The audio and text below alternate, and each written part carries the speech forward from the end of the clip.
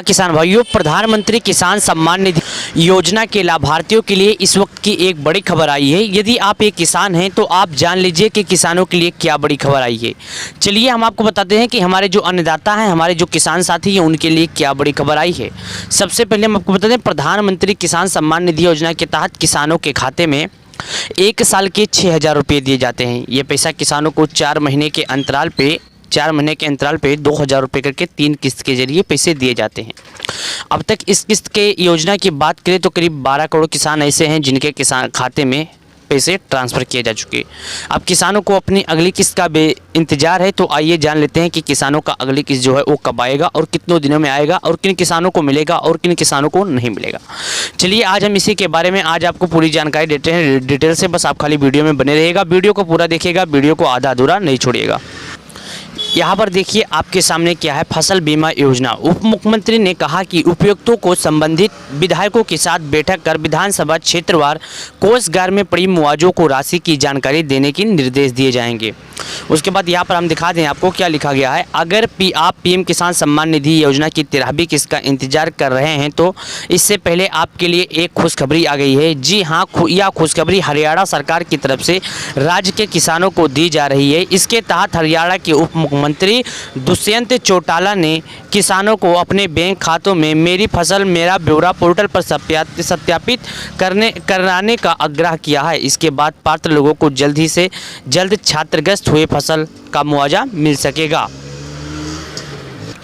Bank खाते में सत्यापित कराने में मदद करेंगे विधायक। राज्य के उप मुख्यमंत्री ने कहा कि उपायुक्तों को भी संबंधित विधायकों के साथ बैठकर विधानसभा क्षेत्रवार कोषागार में पड़ी मुआवजों की राशि की जानकारी देने के निर्देश दिए जाएंगे। इससे विधायक किसानों से संपर्क कर उन्हें उनका बैंक खाता सत्यापित कराने में मदद कर पाएंगे। चौटाला में बेमौसम बारिश के फसल में नुकसान के मुआवजों के संबंध में विधानसभा में एक सदस्य द्वारा उठाए गए सवाल पर यह बात कही है। भूमि और फसलों से संबंधित विवरण दिया गया है। आपको बता दें, मेरी फसल बीमा ब्यूरो पोर्टल के कृषि भूमि और फसलों से संबंधित विवरण दिया गया है।